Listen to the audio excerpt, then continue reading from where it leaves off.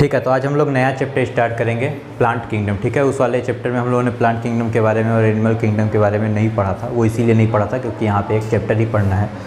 तो plant kingdom start करेंगे। ये जो किंगडम है ये थोड़ा, इसमें हमको काफ़ी चीज़ें पढ़नी है। यहाँ पे बहुत सी चीज़ें नई नई तुमको जानने को मिलेंगी। डिस्कस करेंगे हम लोग डिटेल में। जैसे हम लोग एल्गी के बारे में यहाँ पे पढ़ेंगे। ठीक है, जैसे हम लोग एल्गी के बारे में यहाँ पे पढ़ेंगे। उसके अलावा हम लोग टेरिडोफाइटा, ब्रायोफाइटा और जिम्नोस्पर्म, एंजियोस्पर्म सारी जानकारी यहाँ पे लेंगे। ठीक है, तो एल्गी में भी हम लोगों को इसमें कई ग्रुप पढ़ने हैं, जैसे साइनोफाइसी, ऐसे करके हम लोगों को रेड एल्गी, ग्रीन एल्गी और ब्लू एल्गी 3 ग्रुप पढ़ने हैं। ठीक है, साइनोफाइसी, रोडोफाइसी और क्लोरोफाइसी। ठीक है, ये 3 ग्रुप हम लोग पढ़ने हैं। तो हम लोग इसमें मतलब काफ़ी डिटेल स्टडी करेंगे। ठीक है ना। तो सबसे पहले तो चैप्टर का नाम लिख लो, प्लांट किंगडम। चैप्टर का नाम लिख लेंगे हम लोग फटाफट, प्लांट किंगडम। ये हेडिंग डाल लो, प्लांट किंगडम। ठीक है, तो प्लांट किंगडम देखो, जो हम लोगों को सबसे पहली बात पढ़नी है वो हम लोगों को थैलोफाइटा के बारे में पढ़ना है। ठीक है, यानी उसी में हम लोग एल्गी के बारे में पढ़ेंगे। ठीक, तो सबसे पहली हेडिंग भी तुम वही डाल लो, एल्गी। अब कुछ बातें एनसीईआरटी में हैं, जैसे हम दिखा दे रहे हैं, ले आना बुक।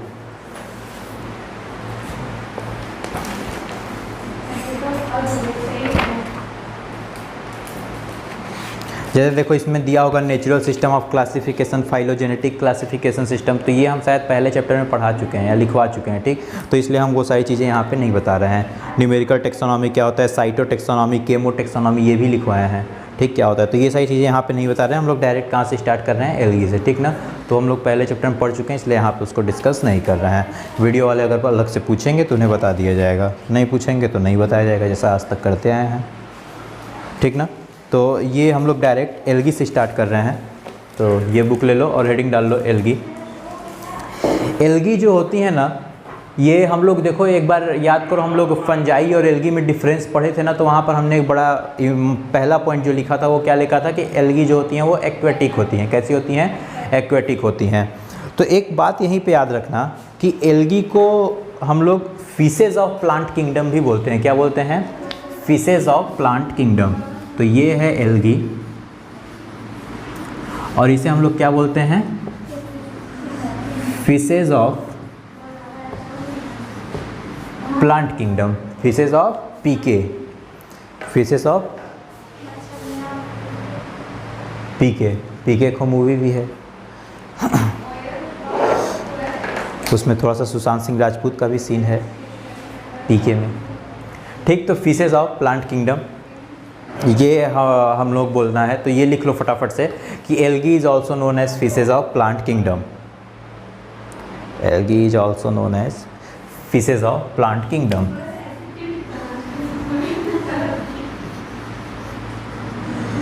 साइंस की एक ब्रांच होती है जिसमें एल्गी के बारे में स्टडी किया जाता है। जैसे हम लोग हमेशा से पढ़ते हैं किसकी स्टडी क्या बोलते हैं, किसकी स्टडी क्या बोलते हैं, तो वैसे ही एल्गी की स्टडी को बोला जाता है एल्गोलॉजी। क्या बोला जाता है, एल्गोलॉजी। तो याद रखना, एल्गोलॉजी या इसी का दूसरा नाम होता है फाइकोलॉजी। क्या नाम होता है,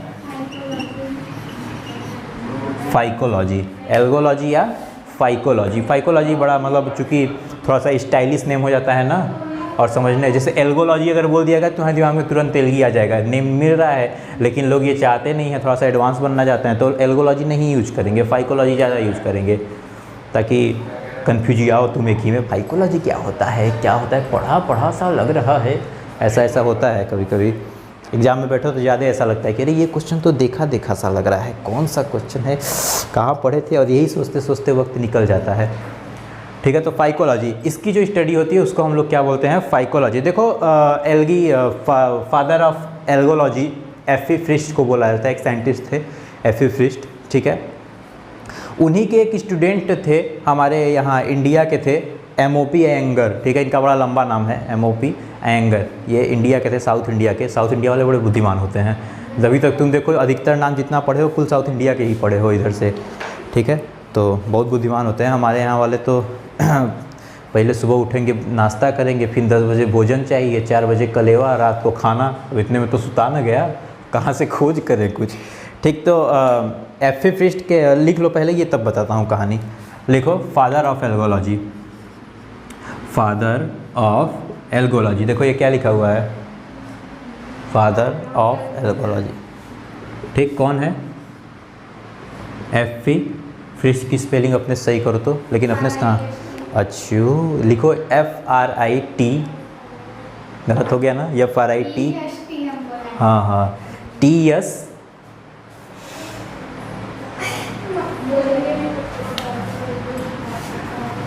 फ्रिज पढ़ेंगे क्या?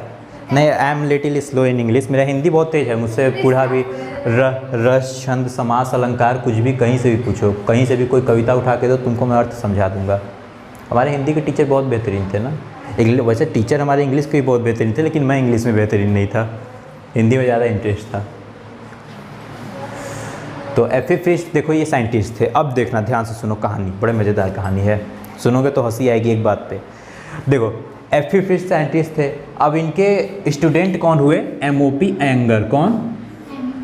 अच्छा, खाली विदेश वालों का ही नाम आड़ा तिरछा नहीं होता था, इंडिया वालों में भी होते थे आड़े तिरछे नाम वाले। ठीक है, तो M.O.P. एंगर थे।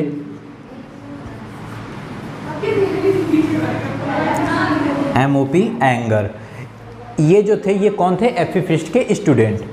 अब इनको कहा जाता है फादर ऑफ इंडियन एल्गोलॉजी। क्या बोला जाता है? Father of Indian algology. क्यों बोला जाता है? जो M.O.P. एंगर थे ना, इन्होंने एक टेरेस्ट्रियल एल्गी का खोज किया था। अभी हमने क्या पढ़ा कि एल्गी जो होती है पानी में उगती है, एक्वेटिक होती है, लेकिन इन्होंने खोज किसका कर दिया? टेरेस्ट्रियल एल्गी का। ठीक है, तो इन्होंने टेरेस्ट्रियल एल्गी का खोज किया और ये अपने गुरुजी के इतने भक्त थे कि उन्होंने उस एल्गी का नाम भी अपने गुरुजी के नाम पे रखा। ठीक है, अब सोचो, एक तो पहले से इनका नाम आड़ा तिरछा, ऊपर से इसी पे एल्गी का नाम किया गया होगा, तो कितना मतलब अब ये अपने गुरुजी के भक्त थे कि एक आध बार गुरुजी पीटे थे, उसका दुश्मनी निकाले और उस एल्गी का इन्होंने नाम रखा, उस एल्गी का इन्होंने फ्रिश का बना दिया फ्रिश्चियोला। ठीक है, उस एल्गी का नाम था फ्रिश्चियोला ट्यूबरोसा, तो ये उन्होंने रखा। सबको बताया कि हम अपने गुरुजी के भक्त हैं, इसलिए ऐसा नाम एल्गी का नाम अपने गुरुजी के नाम पे रखे हैं, लेकिन हमको तो लगता है कि अगर मारे वाले थे उसी का बदला लिए हैं। तो लिख लो M.O.P. एंगर के बारे में, father of Indian algology, father of Indian algology, father of Indian algology, father of Indian algology M.O.P. Anger.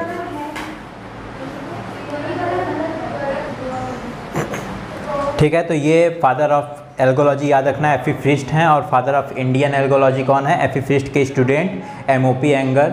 ये मद्रास यूनिवर्सिटी से पढ़े थे, जाहिर सी बात उधर के हैं तो उधर ही पढ़ेंगे, इधर का करने आएंगे हैं? वो भी यूपी में आ गए तो परेशान हो जाएंगे। एक को यहाँ, लेकिन हाँ यहाँ अच्छी यूनिवर्सिटी है, ऐसा नहीं है कि यहाँ यूनिवर्सिटी नहीं है। बनारस हिंदू यूनिवर्सिटी देखो, वर्ल्ड लेवल पर इसको जाना जाता है। ठीक है, तो बड़ा गर्व की बात है, हम लोग ऐसे प्रांत से बिलोंग करते हैं, तो ये याद रखना। अब इसके बाद लिख लो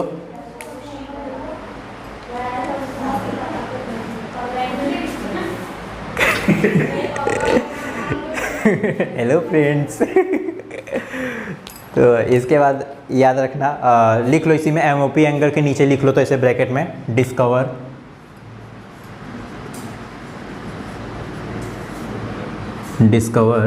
terrestrial algae, discover terrestrial algae,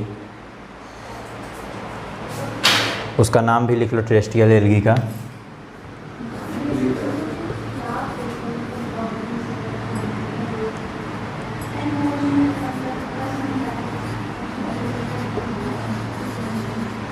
फ्रिश्चियोला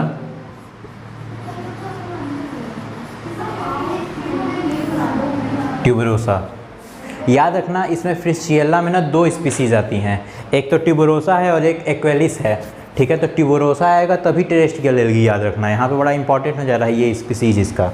ठीक है, तो अगर क्वेश्चन में तुमसे बोला गया, अगर मान लो कभी ऐसा क्वेश्चन आ गया कि कौन सी इसमें टेरेस्ट्रियल है कौन सी एक्वेटिक, तो देखना उसमें दोनों ऑप्शन दे सकता है कि फ्रिश्चियोला ट्यूबरोसा भी देगा, फ्रिश्चियोला एक्वेलिस भी देगा। ठीक है, तो तुम्हें क्या याद रखना है? फ्रिश्चियोला ट्यूबरोसा ही टेरेस्ट्रियल है, एक्वेलिस आएगा तो नहीं, उसको नहीं करना है। ठीक है, ट्यूबरोसा को करना। अब उसके बाद नेक्स्ट हम लोग पॉइंट लिखेंगे, कैरेक्टर, हेडिंग डाल लो कैरेक्टर, एल्गी के हम लोग कैरेक्टर लिख लेते हैं। तो सबसे पहला कैरेक्टर मोस्टली एक्वेटिक, हम लोग जानते हैं पहले से ही कैरेक्टर में पहला character mostly aquatic, mostly aquatic. उसके बाद कॉमा देके having different habitat, having different habitat. Next उसी में कॉमा देके लिखो माइक्रोस्कोपिक, माइक्रोस्कोपिक मतलब इनका डिटेल स्टडी किया जा सकता है, करने के लिए हमको माइक्रोस्कोप का यूज करना होगा। देखना कुछ एल्गी होती है ना जो ऐसे दिखाई देंगी, तुम्हें अब दिमाग में देखो आएगा क्वेश्चन कि मैं लिखवा दिया माइक्रोस्कोपिक, लेकिन एल्गी कुछ होती हैं जो दिखाई देती हैं, ठीक है। तो मतलब वो एक्चुअली क्या होता है ना, कॉलोनियल एल्गी होती है, एक साथ कई एल्गी आ जाती हैं तो वो दिखाई देने लगती हैं। तो नेक्स्ट पॉइंट लिखना यूनिसेलुलर, यूनिसेलुलर कॉमा देख लेना कॉलोनियल, फिर कॉमा देख लेना फिलामेंटस। क्या क्या मैंने बोला, यूनिसेलुलर, कॉलोनियल, फिलामेंटस, फिलामेंटस। फिर उसके बाद लिखो कॉमा देके मल्टी सेलुलर, मल्टी सेलुलर। अभी सब लिखवा दे रहे हैं, बता रहे हैं सब लिखवा के सब बता रहे हैं। मल्टी सेलुलर, फिर कॉमा देके लिखो thalloid, thalloid,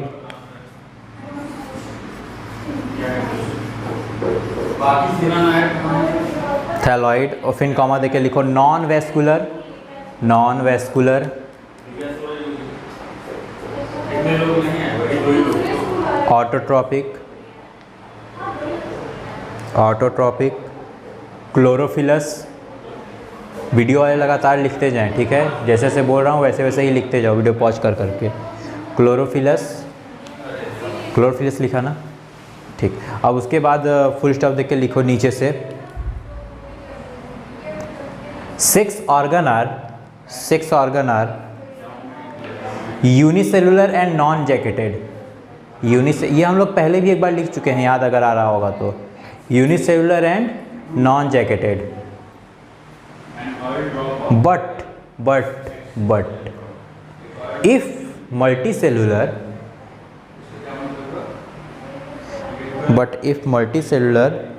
then each cell is fertile,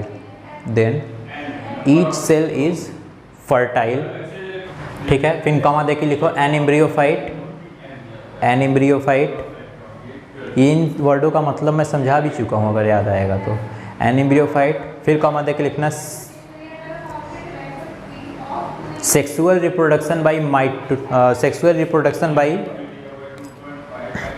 motile and non motile gametes. Motile भी हो सकते हैं, नॉन मोटाइल भी हो सकते हैं। Sexual reproduction by motile and non motile gametes, motile and non motile gametes, ठीक है। Last point asexual reproduction by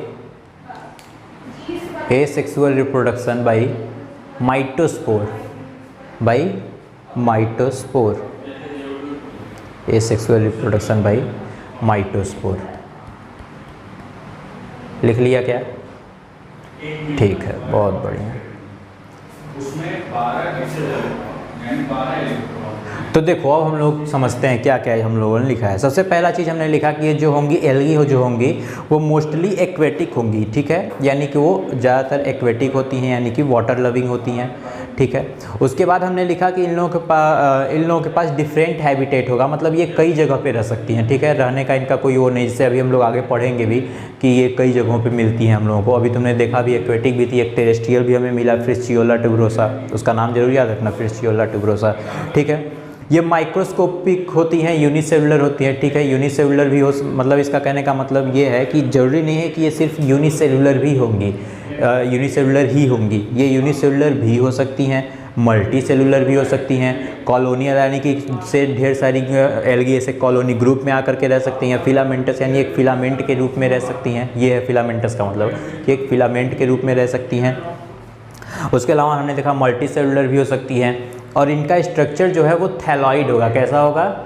thalloid. Thalloid का मतलब मैंने बताया था कि थैलॉइड का मतलब ये होता है कि ऐसे मतलब उनमें जो लीफ है, रूट है और स्टेम है, उसमें हम अलग अलग डिफ्रेंशिएट नहीं कर पाएंगे। ठीक है, जैसे नॉर्मली हम किसी प्लांट को देखें तो हम बड़े आराम से बता सकते हैं कि इसकी ये पत्ती है, इसका ये तना है, इसका ये जड़ है। ठीक, लेकिन हम लोग एल्गी के केस में ऐसा नहीं कर पाएंगे। अगर हमारे सामने कोई एल्गी हो तो हम बता ही नहीं पाएंगे कि इसमें कौन पत्ती है, कौन तना है, कौन जड़ है। ठीक है, तो इस ऐसे स्ट्रक्चर के लिए हम लोग क्या वर्ड इस्तेमाल करते हैं? थैलॉइड, यानी थैलस स्ट्रक्चर है। ठीक है, उसके अलावा हमने लिखा कि ये नॉन वेस्कुलर होंगे, यानी कि इनमें वेस्कुलर बंडल नहीं होगा। वेस्कुलर बंडल क्या होता है? जैसे जाइलम और फ्लोएम, ये सब नहीं होगा, तो ये नॉन वेस्कुलर होंगे। ठीक है, ये ऑटोट्रॉपिक होंगे, हम लोग जानते हैं। ठीक है, हमने लाइकेन पढ़ा था, वहाँ पर भी हमने चर्चा की थी कि ये ऑटोट्रॉपिक होते हैं। ऑटोट्रॉपिक हैं इसीलिए खाना बनाते हैं और फंजाई जो है वो जगह देता था। अच्छा, ये खाना बनाएंगे, वो खाना देगा। बहुत बढ़िया, ये तो वही बात, हाँ, जगह देता है। ठीक, तो ये एल्गी जो होती हैं वो ऑटोट्रॉपिक होती हैं। अच्छा, क्लोरोफिलस होती हैं, यानी चूँकि देखो ऑटोट्रॉपिक है यानी अपना खाना खुद से बनाएंगे। अपना खाना खुद से बनाएंगी तो इनके पास क्लोरोफिल होता है जो सनलाइट को एब्जॉर्ब करता है, तो फोटोसिंथेसिस। ठीक है, इसके अलावा सेक्स ऑर्गन जो होते हैं वो यूनिसेलुलर और नॉन जैकेटेड होते हैं, यानी कि यूनिसेलुलर होंगे और नॉन जैकेटेड का मतलब ये है कि उनके ऊपर कोई कवरिंग नहीं होगी। ठीक है, लेकिन अगर ये सेक्स ऑर्गन जो है वो यूनिसेलुलर ना होकर के मल्टी सेलुलर हुए तो इस केस में हर एक सेल उनकी फर्टाइल होगी, हर एक सेल फर्टाइल होगी। ठीक है, तो उसके बाद हम लोगों ने नेक्स्ट पॉइंट देखा कि जो सेक्सुअल रिप्रोडक्शन होता है वो दोनों मतलब वो जिन गैमेट से होता है वो मोटाइल भी हो सकते हैं, नॉन मोटाइल भी हो सकते हैं। एसेक्सुअल रिप्रोडक्शन जो होता है वो माइटोस्पोर से होता है। माइटोस्पोर क्या होता है? ऐसा स्पोर जो माइटोसिस से बना हो। किससे बना हो? माइटोसिस से, उसको क्या बोलते हैं? माइटोस्पोर। ठीक है, तो ये कुछ कैरेक्टर्स है जो हमने एक जगह पे लिख लिया। अब इससे फ़ायदा क्या होगा? देखो, जब भी तुम एल्गी पढ़ोगे तो सारे के सारे कैरेक्टर्स तुम्हें एक जगह मिल जाएंगे, तो रिवीजन करने में तुमको बहुत आसानी होगी। ठीक है, तो कभी भी अगर तुम क्विक रिवीजन करना चाहो तो ये इतना कैरेक्टर पढ़ लोगे ना तो सारी बातें तुमको याद आ जाएंगी। ठीक, अब हम लोग लिखेंगे ऑकरेंस। लिख लो ऑकरेंस, हेडिंग डाल लो ऑकरेंस। इनका जो ऑकरेंस होता है ना वो बहुत डाइवर्स, अभी हम लोगों ने चर्चा की हैबिटेट की कि हैबिटेट इनका डाइवर्स होता है, यानी डिफरेंट हैबिटेट है। तो इनका वही ऑकरेंस और हैबिटेट एक ही चीज़ है। तो इनका जो ऑकरेंस होता है वो बहुत डाइवर्स होता है, मतलब कि टेरेस्ट्रियल भी हो सकती हैं। ठीक है, जैसे अभी हमने देखा फ्रिस्चियोला ट्यूबरोसा। ठीक है, ये कीचड़ में भी रह सकती हैं। कुछ एल्गी होती हैं जो कीचड़ में रहती हैं, कुछ एक्वेटिक होती हैं, एक्वेटिक में भी कुछ फ्रेश वाटर होती हैं, कुछ मैराइन होती हैं। ठीक है, तो ऐसे तो लिख लो ऑकरेंस जहाँ लिखे हो उसी के आगे लिख लो डाइवर्स। क्या लिखोगे? डाइवर्स। ऑकरेंस के आगे लिख लो डाइवर्स। ठीक है, तो ऑकरेंस में हमको याद रखना है कि एल्गी जो होती है वो कई जगह पे रह सकती है। इससे टेरेस्ट्रियल हो गया तो ऐसे टेरेस्ट्रियल लिख करके आगे लिख लो फ्रिस्चियोला ट्यूबरोसा। फिर उसके बाद एक्वेटिक में देखो फ्रेश वाटर भी हो सकती हैं और मैराइन भी हो सकती हैं। एक्वेटिक में क्या क्या हो सकता है? फ्रेश वाटर भी हो सकता है और मैराइन वाटर भी हो सकता है। ठीक है, तो दोनों हो सकता है, फ्रेश वाटर भी हो सकता है, मैराइन भी हो सकता है। ठीक है, तो दोनों के एग्जांपल लिख लो। फ्रेश वाटर का लिख लो स्पाइरोगाइरा, फ्रेश वाटर का लिख लो स्पाइरोगाइरा, और मैराइन का लिख लो लेमिनेरिया। और लिखना चाहो तो लिख लो फ्यूकस। और अगर बहुत मन कर रहा है कि नहीं हमको एक और मिल ही जाए कहीं से तो और लिख लो माइक्रोसिस्टिस। फ्रेश वाटर में भी लग रहा होगा कि एक ही ठो लिखे हैं और कुछ हो जाता तो यूलोट्रिक्स लिख लो। लिखो ULOTRIX। एक बार इसके पहले नाम आया था यूलोथ्रिक्स, नहीं आया था? तो कॉमा दे के लिखो इसी में एक और फ्रेश वाटर में वॉलवॉक्स।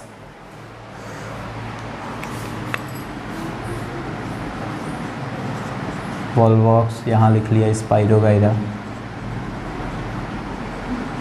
अगर स्पेलिंग गलत होगा तो अपना सही कर लेना, हमको बताना मत कि गलत है, हर्ट हो जाएगा मुझे। हम यही समझेंगे कि हमारा मजाक उड़ाया जा रहा है। अब देखो ये नया चीज़ है तुम्हारे लिए, क्रायोफिटिक एल्गी। ठीक है, क्रायोफिटिक एल्गी क्या होता है? एक चीज़ क्लास 8th में पढ़ाया जाता है हमको, क्रायोप्रिजर्वेशन। क्रायोप्रिजर्वेशन याद है कुछ? सब नील बटे सन्नाटा, क्रायोप्रिजर्वेशन नहीं पता है। ठीक है, तो क्रायोफिटिक एल्गी क्या होती है ऐसे ही बता दे रहा हूँ। क्रायोफिटिक एल्गी का मतलब ये है ऐसी एल्गी जो बहुत लो टेम्परेचर पे ग्रो कर जाए, ऐसी एल्गी जो बहुत लो टेम्परेचर पे ग्रो कर जाए उसे हम लोग क्या बोलेंगे, क्रायोफिटिक एल्गी। लिख लो, the algae grow at very low temperature. ऐसी एल्गी जो बहुत लो टेम्परेचर पे ग्रो कर जाए उसे हम लोग क्या बोलेंगे, सही पकड़ रही हो, क्रायोफिटिक एल्गी। अच्छा देखो, जो क्रायोफिटिक एल्गी होती है ना वो एक स्पोर बनाती है, हाइप्नोस्पोर। क्या बोलते हैं उसको, हाइप्नो, HYPNO, हाइप्नोस्पोर। ठीक, उस स्पोर की वजह से ना ये जहाँ पे ग्रो करती है, मतलब जिस वाटर बॉडी पे ग्रो करेंगी वहाँ पे डिफरेंट कलर देती हैं। तो इनकी वजह से कभी कभी पूरा का पूरा पानी ही लाल हो जाता है, पूरा पानी ग्रीन हो गया, अलग अलग चीज़ दिखने लगता है। तो उसका रीज़न क्या है, इनका स्पोर, ये डिफरेंट कलर प्रोवाइड करते हैं। तो लिख लो रेड स्नो, इसी में एग्जांपल भी हो जाएगा और तुमको पता भी चल जाएगा उस एल्गी की वजह से कौन सा स्नो होता है। तो लिखो रेड स्नो, ये एक्चुअली ये क्या, सॉरी पानी बोल रहा हूँ, उसमें बर्फ़ को कलर देती हैं, क्योंकि बहुत लो टेम्परेचर पे होती है ना, तो बर्फ़ पे उगती हैं, पूरा पूरा जिस बर्फ़ पे उगेंगी ना पूरा पूरा बर्फ़ लाल हो जाएगा। जरा इमेजिन करो, वाइट बर्फ़ है, उसमें ये एल्गी उड़ गई, एकदम रेड कर दी, ठीक है। तो उधर का वाइट रहेगा, इधर का रेड रहेगा, कितना मस्त रहेगा नहीं।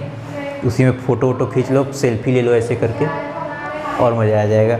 तो लिखो रेड स्नो में, रेड स्नो किसके द्वारा होता है, तो इसमें एग्जाम लिख लो इसका, क्लेमाइडोमोनास निवैलिस।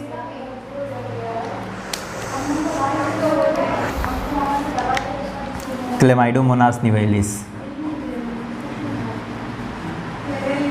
क्लेमाइडोमोनास निवैलिस, अलग अलग है, याद रखना, और अंडरलाइन करना बिल्कुल मत भूलना, ठीक है ना।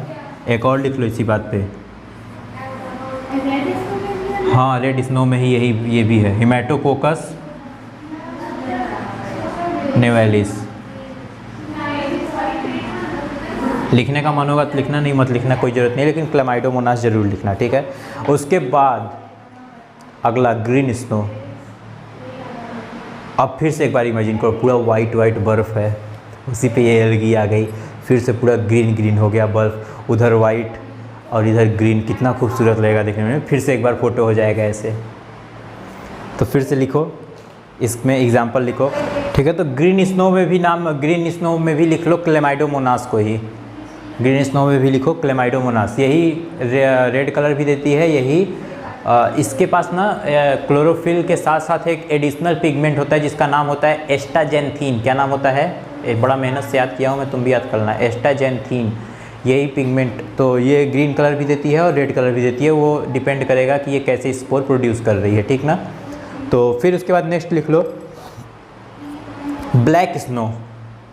अब फिर से एक बार इमेजिन करो कि एकदम पूरा सफ़ेद बर्फ़, उस पर काला एकदम इस साइड हो जाए, एकदम पूरा नहीं, ब्लैक एंड वाइट फिल्म की तरह हो जाएगा। फिर से एक बार फ़ोटो, तो लिखो इसमें स्कुटेला, मज़ेदार नाम है, स्कुटेला निवैलिस।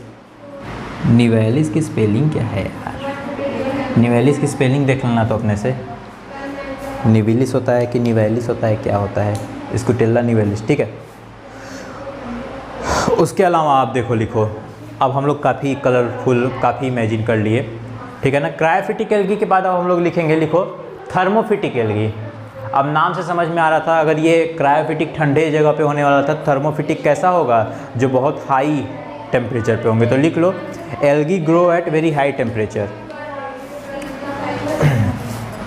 तो थर्मोफिटिक में लिख लो कि the algae grow at very high temperature, और इसमें एग्जाम्पल भी लिख लो इसका,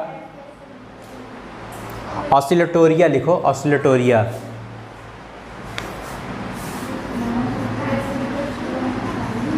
ऑसिलेटोरिया। इस एल्गी का नाम एकदम याद रखना, क्यों बताएं, क्यों इसका नाम याद रखना है। अभी तुमको फिजिक्स में एक मोशन आएगा पढ़ने के लिए, ऑसिलेशन, ऑसिलेशन, ऐसे ऐसे मूवमेंट होते रहता है, मतलब हमेशा उसमें मूवमेंट होता रहता है एकदम। तो इसी के नाम पे उसका ऑसिलेशन रखा गया है। एक्चुअली जो ऑसिलेटोरिया एल्गी होती है ना, वो हमेशा मूव करती रहती है ऐसे ऐसे, हमेशा। ये ऑसिलेटोरिया है, मूव किया है। इसी के मोशन को देख करके इसका नाम, उसका नाम रखा जाता है मोशन का, ऑसिलेशन। एक्चुअली जो ऑसिलेशन वर्ड आया है वो यहीं से आया है, ठीक है। तो ये इंटरेस्टिंग फैक्ट बता दिया तुमको। ऐसे ऐसे मेरे पास बहुत सारे इंटरेस्टिंग फैक्ट है, मैं ऐसे बताते रहता हूँ। ये तुमको और कोई नहीं बताएगा। तो याद रखना ऑसिलेटोरी, हाँ ऑसिलेटोरिया बिल्वेरिस एक यही एल्गी होती है। ऑसिलेटोरिया तुम याद रखो, उतना काफ़ी है। तो ऑसिलेटोरिया हमेशा ऐसे ऐसे मूवमेंट करता रहता है जिसकी वजह से ऑसिलेशन मोशन में आता है वर्ड। तो ये थर्मोफिटिक एल्गी है, ठीक है। और एग्जांपल लिखने का मन होगा तो खोजना लिखना, कोई दिक्कत नहीं है। नेक्स्ट आ जाओ, लिखो क्रिप्टोफिटिक एल्गी।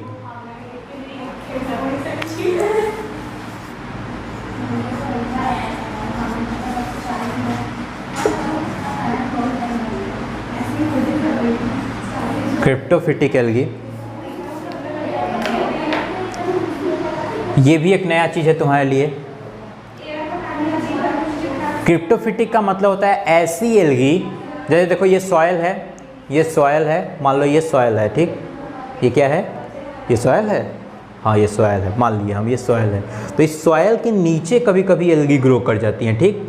तो सॉयल के नीचे जब एल्गी ग्रो करे तो उस एल्गी को हम लोग क्या बोलेंगे? Cryptophytic algae. क्या बोलेंगे? Cryptophytic algae. तो लिख लो algae grow below the soil, soil, ठीक है। इसके अलावा लिख लो parasitic algae, parasitic algae. Parasitic का मतलब समझ ही रहे होगे, अब इसमें मैं मतलब तो नहीं लिखवाऊंगा।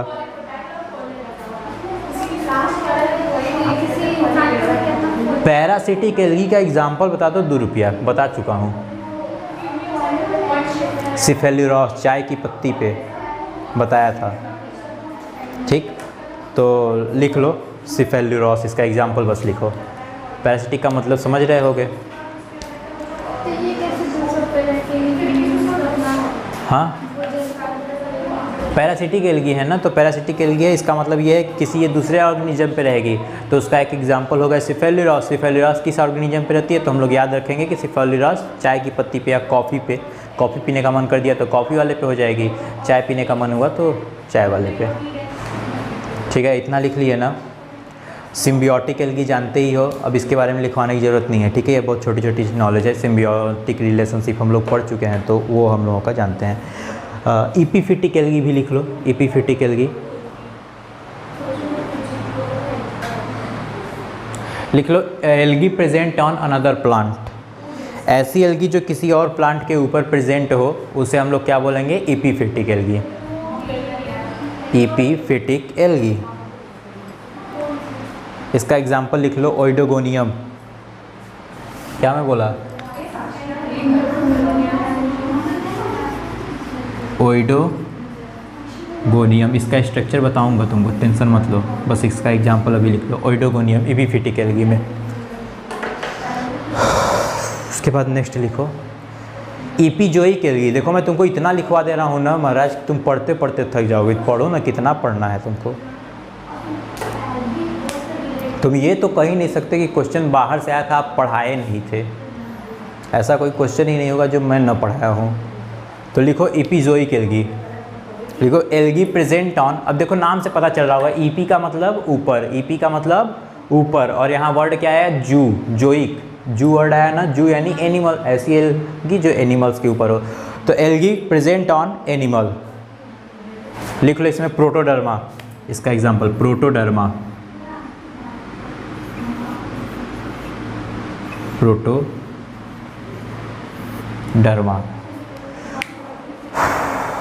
Next endozoic algae. इंडो का मतलब अंदर, जोई का मतलब एनिमल के बारे में बात हो रही। तो algae present inside the body of animal, algae present inside the body of animal, algae present inside the body of animal. उसमें एग्जांपल लिख लेना, एग्जांपल लिखो जू क्लोरेला, जू क्लोरेला यहाँ दिया है, बुक में नहीं दिया होगा। अच्छा, अरे गजब। फिर लिखो हेलोफिटिक एल्गी, हेलोफिटिक एल्गी। अब इसका क्या मतलब हो सकता है? दिमाग लगाओ। इसके पहले तुम पढ़ चुके हो ऐसा ही कुछ मिलता जुलता वर्ड पढ़ चुके हो ना। हेलोफाइल्स पढ़े थे, याद है बैक्टीरिया में।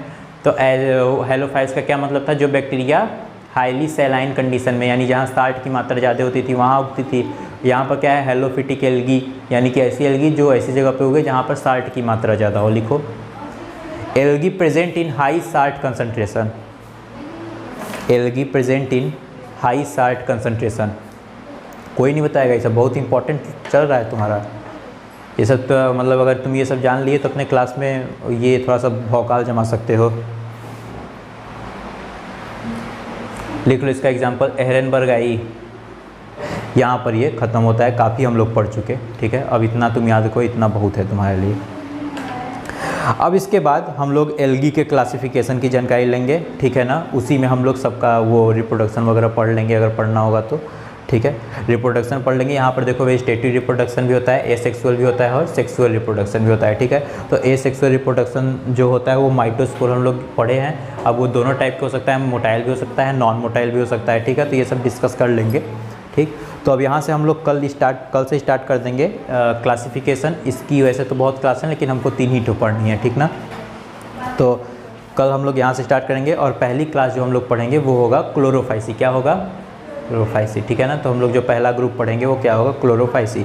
तो हाँ, अच्छे से याद करते चलना, ज़्यादा नहीं पढ़ा है, वो सिर्फ इंट्रोडक्शन दिया है आज एल्गी का, ठीक है ना। इंट्रोडक्शन दिया है, उसके जनरल कैरेक्टर की बात की है और हमने क्या किया है, टाइप्स ऑफ मतलब ये ऑकरेंस के आधार पे डाइवर्सिफिकेशन पढ़ लिया है, ठीक है। तो ये बहुत इंपॉर्टेंट है, इसको याद रखना हमेशा। वीडियो देखने वाले भी याद रखना और प्रॉपर नोट्स बनाते जाना। नोट्स बना रहे हो कि नहीं? मैं जो पढ़ा रहा हूँ, हाँ, नोट्स उसका प्रॉपर बनाते जाना, उसको एक जगह लिखते जाना, क्योंकि जब नीट का एग्ज़ाम देने जाओगे ना, तुमको मेरा नोट्स बहुत काम आएगा, याद रखना। तो इसलिए तुम तैयारी करते रहना उस हिसाब से, ठीक ना। तुमको बायो में उस लेवल का पढ़ा दूँगा, बायो केमिस्ट्री भी, ठीक है। यहाँ से हम लोगों का ये ख़त्म होता है, आज के लिए बस इतना बहुत है, ठीक है। इसके बाद हम लोग कल पढ़ेंगे, ठीक है। Thank you.